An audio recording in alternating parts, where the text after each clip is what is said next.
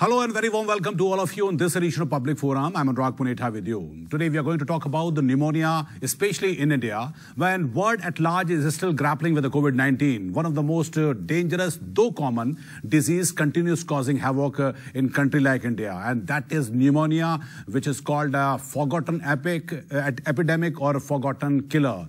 India has the second highest number of the deaths of the children under age of 5 due to pneumonia. Pneumonia, though, is a curable and preventable disease. One child dies every 39 seconds due to this disease globally, and approximately 3.7 lakh children died of pneumonia annually in 2018. That was the kind of a data that came. And approximately 50% of the world's pneumonia deaths occurred in India in 2018. Children whose immune system is weakened by other infections like HIV or by malnutrition, and those living in areas with higher levels of air pollution and unsafe water are at far greater risk. The condition can range from mild to life-threatening and is most serious in infants. Young children, senior citizens, and people with compromised immune system are at risk. And this is now responsible for 15% deaths in children. That is a kind of data.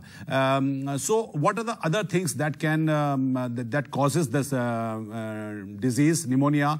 And while the disease can be prevented with vaccines and easily treated with a low-cost antibiotics as well, if properly diagnosed, yet tens of millions of children worldwide are still going unvaccinated. So what are the reasons and how we can prevent, especially during this time when the focus is on COVID? So we are going to discuss all these things in this edition of Public Forum.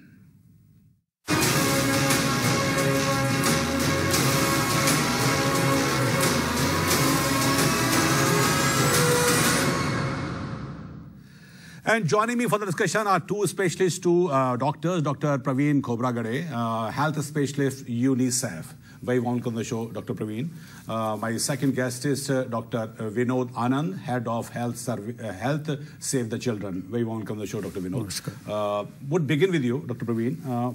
How would you like to describe this? This is very, though very common, but during the COVID-19, when the entire focus is on how to generate the vaccine, how to make the vaccine, can we say that the pneumonia is still is a great concern? Anurag, in fact, as while speaking, you can take off your mask and then you can also. I mean, right. I know that it is very, very advisable at the moment. Exactly. You know, in fact, as you had said, that pneumonia is a forgotten killer. You know, and it is a forgotten killer. It was and still it is.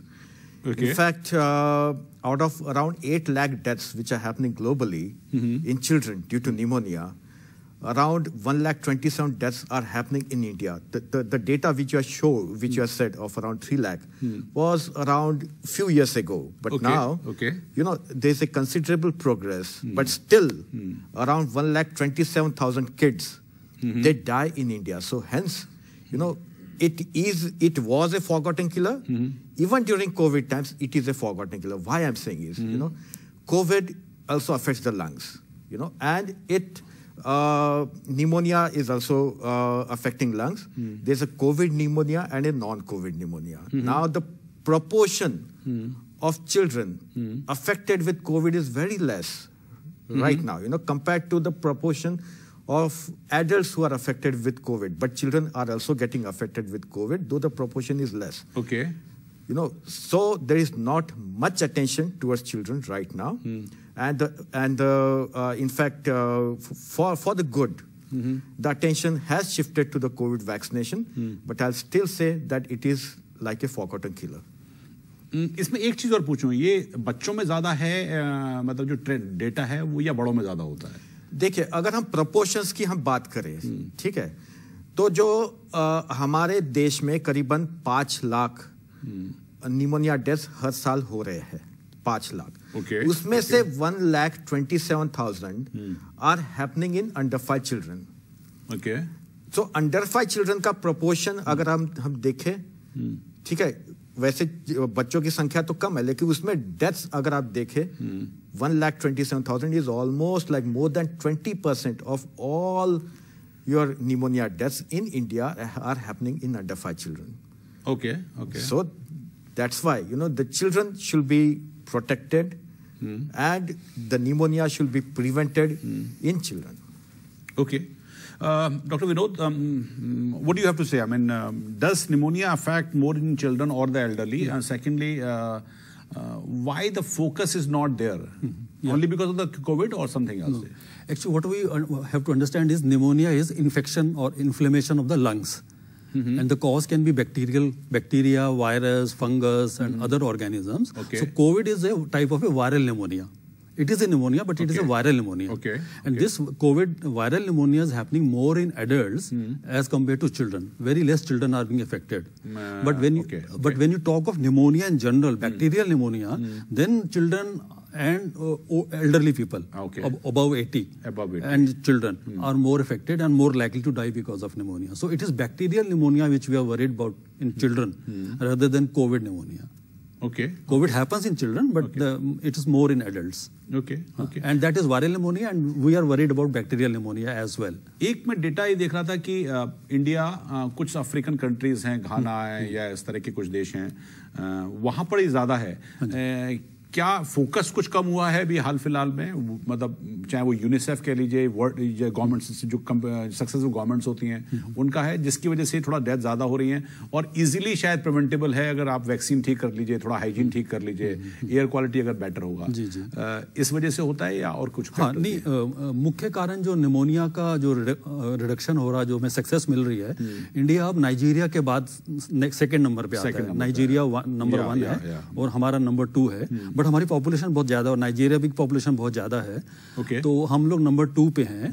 और सबसे जो मतलब अच्छी बात, ये pneumonia कम हो रहा है, उसका कारण ये है कि जैसे जैसे आपका मैल न्यूट्रिशन, कुपोषण कम होगा देश में, वैक्सीनेशन कवरेज आपका बढ़ेगा, आपकी हैंड वॉशिंग प्रैक्टिसेस बढ़ेंगी, साफ पानी मिलेगा, पॉल्यूशन की मात्रा कम होगी, तो इस सब से जो है आपका निमोनिया प्रिवेंशन होगा और निमोनिया की डेथ्स भी कम होंगी.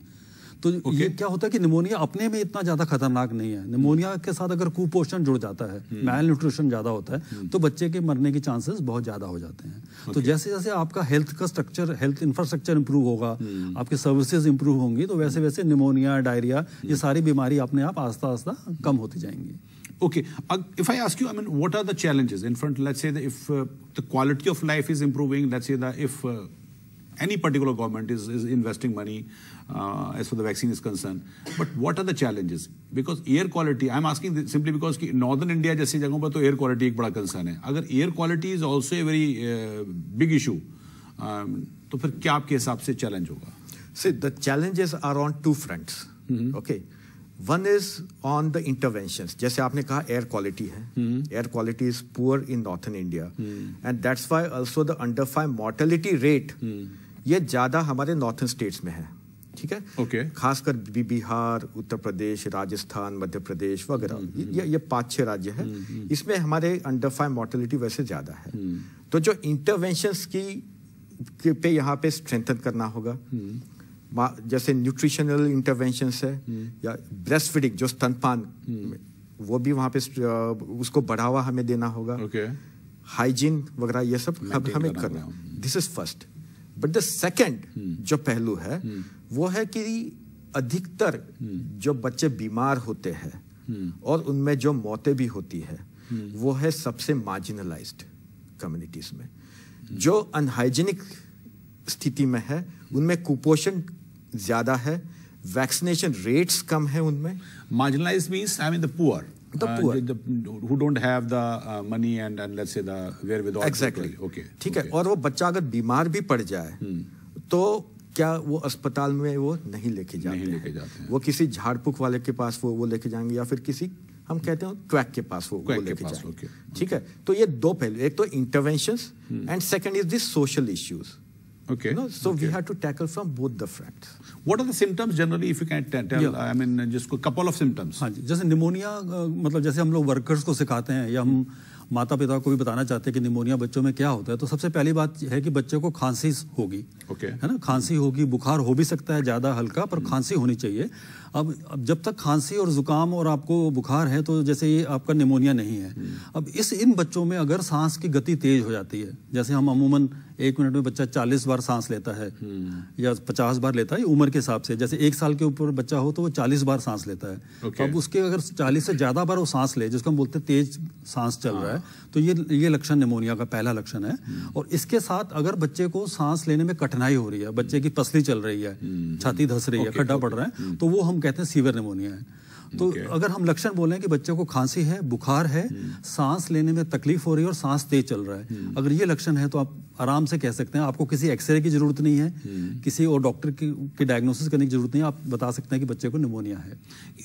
इसमें नॉर्मली होता क्या डॉक्टर, मतलब जो लंग्स में कुछ म्यूकस आता है, क्या होता है? मतलब लंग्स को आप ऐसा समझिए कि एक गुब्बारा है, हवा का गुब्बारा है, जिसका काम यह है कि ऑक्सीजन लेके ब्लड, हवा से ऑक्सीजन निकाल के ब्लड में पहुंचाना और ब्लड में से कार्बन डाइऑक्साइड निकाल के बाहर फेंकना, तो मतलब वो एक गुब्बारा है। अब वो गुब्बारे वाली जगह में अगर पानी भर जाए, पस भर जाए, तो वो निमोनिया हो गया। तो मतलब यह कि आपकी हवा की जगह और आपकी जगह फ्लूइड पानी इकट्ठा हो गया, पस इकट्ठी हो गई इन्फेक्शन की वजह से, तो हवा नहीं जा पा रही, हवा का जो आपस में जो मिक्सचर है वो नहीं बन पा रहा, हवा प्योर नहीं हो पा रही, तो आपके बॉडी में ऑक्सीजन की कमी हो जाएगी, तो वो उसको निमोनिया बोलते हैं। So what is the treatment, I mean या what are the treatments in terms की जो आते होंगे आपके पास, उनके लिए क्या है?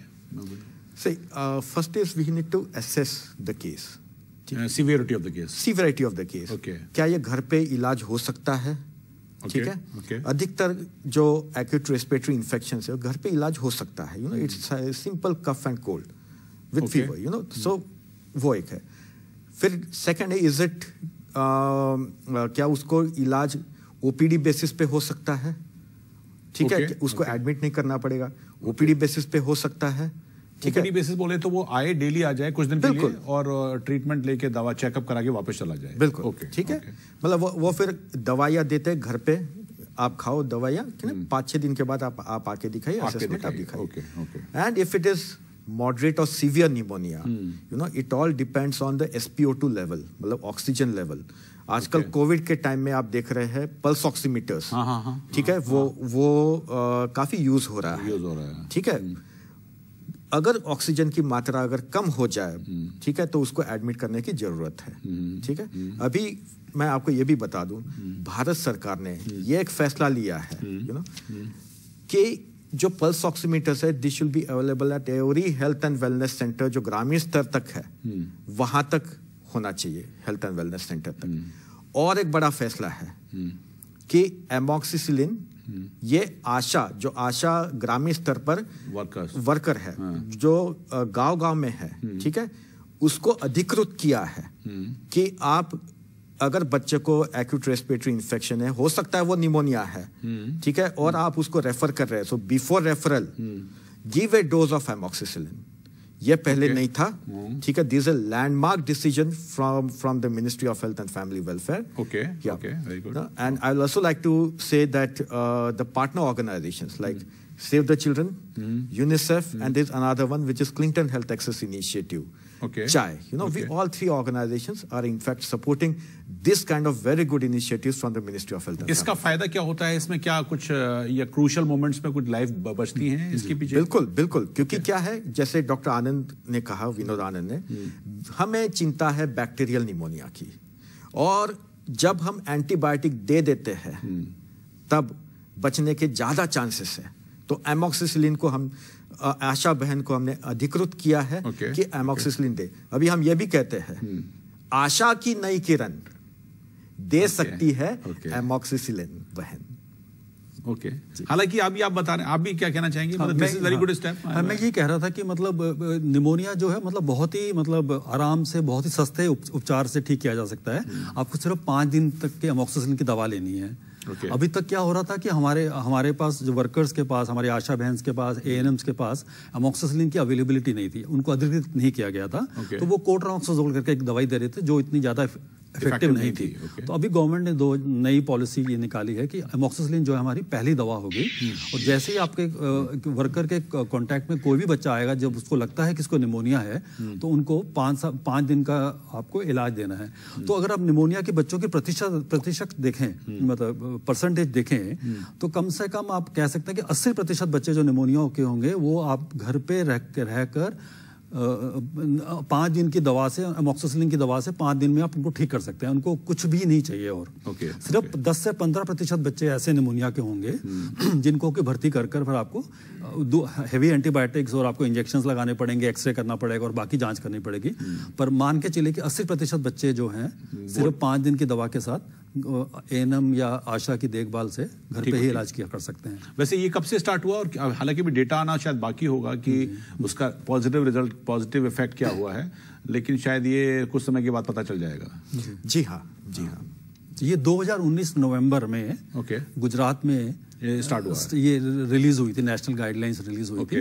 तो हमारे honourable health minister doctor Harshvardhan ने रिलीज की थी नेशनल निमोनिया गाइडलाइंस गुजरात में 2019 में। मैं एक सवाल कोविड से रिलेटेड, क्या कोविड के दौरान कुछ फोकस कम हुआ इस दौरान, क्योंकि लोगों का ज्यादा रेस्पिरेटरी में, इनफैक्ट जो आम अभी एक तरह का टेंडेंसी है कि जैसे ही कोई रेस्पिरेटरी प्रॉब्लम हो लोग घबरा रहे हैं, पैनिक कर रहे हैं। वो हो सकता है वो उनको निमोनिया हो, लेकिन वो ये सोचते हैं कि अरे पता नहीं कोविड ना हो जाए। तो क्या कोविड से कुछ फोकस हटा है या अभी है उधर की तरफ? आपका अनुभव क्या कहता है इस बारे में? अच्छा, ये कोविड से जो फोकस जो मिला है, अभी फिलहाल एक कैंपेन चल रहा है नोन एज सास कैंपेन। ठीक है, सास कैंपेन ये विंटर मंथ्स में होता है। ये पिछले साल से ये गवर्नमेंट ऑफ इंडिया इसको लागू कर रही है। इसलिए क्योंकि विंटर मंथ्स में हम देखते हैं कि पीक हो जाता है। In the 4 months, November, December, January, February, more than half of all the cases of pneumonia ये 4 महीनों में आते हैं। आप रजिस्टर होते हैं, ओके, ठीक है, ठीक है। तो इसलिए ये हम सास कैंपेन इसको कहते हैं। अभी जो फोकस है, क्योंकि अभी विंटर मंथ चल रहा है, अभी फोकस बढ़ गया है on pneumonia, but at the same time Covid has actually also driven a focus on pneumonia because it has ensured pulse oximeter, क्योंकि गवर्नमेंट की गाइडलाइंस है that every health and wellness center should have pulse oximeters, तो वो अभी pulse oximetry बढ़ गई है, ठीक है। But at the same time what I से इज जो pulse oximetry अभी जो हो रही है कोविड में, because it's usually in the adults, Covid pneumonia is usually in the adults, and the usual bacterial pneumonia is usually in children. Okay. ठीक है, तो उसमें जो फोकस है वो थोड़ा सा कम हो गया, but I think it's a double edged, एक तो फोकस भी बढ़ गया है और due to the pulse oximetry and because people are also aware, hygiene practices बढ़ गई है। जैसे मैं भी अभी मास्क लगा के आया हूँ, ठीक है, तो मास्क पहनना, हैंड सैनिटाइजेशन, ठीक है, ये निमोनिया के जो बच्चों में जो निमोनिया होता है उसके लिए भी ये प्रिवेंटिव मेजर्स है। ओके। तो ये प्रिवेंटिव मेजर्स पे ज्यादा फोकस तो आया है। क्या जहां पर एयर क्वालिटी थोड़ा बेटर है, वही वहां पर अंडर प्रिविलेज्ड लोग हों, उनमें कुछ कम की टेंडेंसी आती है? क्योंकि इस पार्ट में हम ज्यादा देखते हैं जैसे जैसे हमारा मतलब हाइजीन इंप्रूव कर रहा है, वैक्सीनेशन इंप्रूव कर रहा है, मैल न्यूट्रिशन, कुपोषण इंप्रूव हो रहा है, तो अब जो एयर पोल्यूशन की बात हो रही है वो ज्यादा इंपॉर्टेंस होते जा रही है। अब तो निमोनिया का आप मुझसे पूछें कि सबसे बड़ा रिस्क फैक्टर क्या, तो मेरे हिसाब से आज की डेट में सबसे बड़ा रिस्क फैक्टर जो है एयर पोल्यूशन है। तो जिन प्रदेशों में एयर की क्वालिटी खराब है तो वहाँ निमोनिया ज़्यादा होगा, बड़ों में भी होगा, बच्चों में भी होगा। और जहाँ एयर क्वालिटी अच्छी है, जो स्टेट्स में जैसे केरला है, साउथ के स्टेट्स हैं आपके, तो वहाँ पे निमोनिया कम होगा। मैं आपके पिछले प्रश्न पे आना चाहता हूँ, कोविड का। कोविड से हमारे को एक फायदा भी हुआ और नुकसान भी हुआ है। फायदा ये हुआ, जैसे डॉक्टर प्रवीण ने बताया कि लोगों को जागरूकता बढ़ी कि निमोनिया होता है, उसमें सांस की प्रॉब्लम होती है, खांसी खराब हो जाती है, पल्स ऑक्सीमीटर से ऑक्सीजन देखना चाहिए। तो वो फायदा हुआ बच्चों में भी कि बच्चों को मतलब पेरेंट्स जागरूक हो गए कि मेरे बच्चों को खांसी है। तो पहले क्या होता था कि बच्चों को खांसी होती तो 3 दिन तक घर पे पड़े रहते थे, उसको तुलसी दे दी, अदरक दे दी, ब्रांडी दे दी, लोग निमोनिया समझते नहीं थे। अब लोग घबरा गए हैं लोग, तो अब लोगों के बच्चों को खांसी होती है तो वो इग्नोर नहीं करेंगे, वो कुछ घबराए। अच्छा, पर उसका दूसरा जो कोविड की वजह से थोड़ा नुकसान जो हुआ वो क्या हुआ कि हेल्थ वर्कर आशा जो घर घर जाती थी, एएनएम अपने सेंटर में जाती थी, काफी सारे हेल्थ हॉस्पिटल्स जो है कोविड में कन्वर्ट हो गए, नॉर्मल पेशेंट देखना बंद कर दिया। तो क्या हुआ कि जब अगर लोग पैनिक हुए, लोग अपने बच्चों को लेकर निमोनिया के लिए लेके जाए तो फैसिलिटीज कम हो गई थी। तो हमारा डाटा ये भी बताता है कि जितने बच्चे, जैसे पिछले साल में जितने बच्चों को इम्यूनाइजेशन दिया गया, जितने बच्चों को चेकअप किया गया, उन सब की परसेंटेज बहुत कम हो गई कोविड के टाइम पे, बिकॉज वर्कर्स अवेलेबल नहीं थे, वर्कर्स की मूवमेंट बंद हो गई थी, हेल्थ फैसिलिटीज बंद हो गई थी, कई हॉस्पिटल्स कोविड हॉस्पिटल्स में कन्वर्ट हो गए थे। तो पब्लिक को बहुत परेशानी हो रही थी कि अगर हम जाएं भी तो बच्चे को लेकर कहाँ जाएं। तो दोनों चीजों में फायदा भी हुआ, नुकसान भी हुआ। जी, आखिर में क्या कहना चाहेंगे, मतलब लोगों को क्या ध्यान रखें कुछ ऐसे प्रिकॉशंस के तौर पर कि जैसे अब मतलब ठीक है हाइजीन कंडीशन अच्छी हो रही है, लोग मान लीजिए ध्यान दे रहे हैं, वैक्सीनेशन की बात हो रही है, आपकी जिस पहल की बात की है कि अब आशा वर्कर्स को भी आप दवाई दे रहे हैं, लेकिन फिर भी क्या प्रिकॉशंस को ध्यान में रखना चाहिए? देखिए, this is totally preventable disease, मतलब आप इससे बिल्कुल बच सकते हैं। ठीक है, एक तो है कि जैसे बच्चा पैदा हो जाए, मतलब वहां से मैं शुरू करता हूँ। ठीक है, बच्चा पैदा हो जाए 1 घंटे के अंदर उसको स्तनपान करना शुरू करना चाहिए। 6 महीने तक केवल माँ का दूध ही पिलाना चाहिए। ठीक है, और कुछ नहीं, पानी भी नहीं, जन्म गुट्ठी नहीं, शहद वगैरह कुछ नहीं। 6 महीने तक 6 महीने तक केवल माँ का दूध ही देना चाहिए। 6 महीने के बाद फिर ऊपरी आहार फिर शुरू करना चाहिए। ठीक है, तो ये हो गया न्यूट्रिशनल पार्ट, इससे क्या बच्चे को बचाव में ताकत आ जाती है। फिर है हमारे दूसरे, एक है वैक्सीनेशन। वैक्सीनेशन बहुत ही जरूरी है, और वो भी समय पे लगना, ये बहुत ही जरूरी है। ठीक है, क्योंकि कुछ ऐसे वैक्सीन है, जैसे आपका निमोकोकल वैक्सीन हो गया, ठीक है, आपका मीजल्स रूबेला वैक्सीन हो गया। ठीक है, ये सारे जो वैक्सीन है ये आपको प्रिवेंट करेंगे टू ए सर्टेन एक्सटेंट। फिर है आपका हाइजीन, जैसे हैंड वॉशिंग, मास्क लगाना, ठीक है, ये सब। और है जो बहुत ही महत्वपूर्ण है, वो है एयर पोल्यूशन से बचना, और खासकर जो डॉक्टर विनोद आनंद जी ने कहा, हाउस होल्ड, मतलब घर के अंदर बच्चे ज्यादा अधिकतर कहाँ रहते हैं, वो घर के अंदर रहते हैं। है ना, जो अंडर 5 चिल्ड्रन जो है घर के अंदर रहते हैं, घर में पोल्यूशन ना हो। ठीक है, जैसे चूल्हा ना जले। ठीक है, या चूल्हे को कन्वर्ट कीजिए, make it into a gas चूल्हा। ठीक है, जिससे पोल्यूशन कम हो जाए। पोल्यूशन का लेवल कम हो। सिगरेट ना पिए, बीड़ी ना पिए कोई घर पे। ठीक है, तो इस तरीके से जिससे आप पोल्यूशन आप कम कर सकते हैं, उन चीजों पे मतलब दिस इज ऑल, ये मैं तो ये कहूँगा ये सब अपने ही हाथ में है। ठीक है, इसमें डॉक्टर या नर्स इसकी कोई जरूरत नहीं है। ठीक है, वैक्सीनेशन के लिए भी आपको हेल्थ सेंटर में वैक्सीन अवेलेबल है, आप जाइए वहां पे, टेक द वैक्सीन। क्या आप दोनों का अनुभव क्या कहता है कि जो एक होता है ना एजुकेशन, एक तो होता है कि आप लोगों को समझाएं कि आप ये दवा लीजिए या ये मत करिए, एक होता है कि आपका लिविंग कंडीशंस भी इंप्रूव करिए, सर्टेन चीजों को ध्यान रखिए।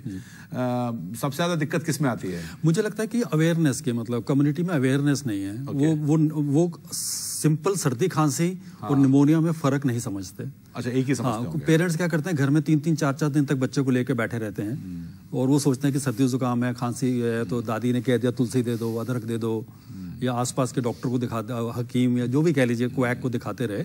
तो मेरा ये कहना है कि जैसे सिंपल याद रखिए कि अगर बच्चे को खांसी के साथ सांस में कोई तकलीफ लगती है, आपको लगता है कि बच्चे को तकलीफ हो रही है, ठीक से दूध नहीं पी पा रहा, सांस तेज चल रहा है, बच्चा अच्छा नहीं लग रहा, तो इंतजार मत करो, उसको तुरंत अपने आशा, ANM जो भी आपके आसपास हेल्थ सेंटर है वहाँ लेके जाओ। बहुत ही सस्ता इलाज और मुफ्त में इलाज अवेलेबल है पब्लिक हेल्थ सेक्टर में।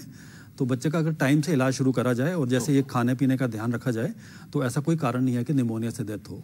फाइनल कुछ कहना चाहते हैं, मतलब जो व्यूअर्स के लिए कुछ? बिल्कुल, निमोनिया नहीं तो बचपन से ही। Okay.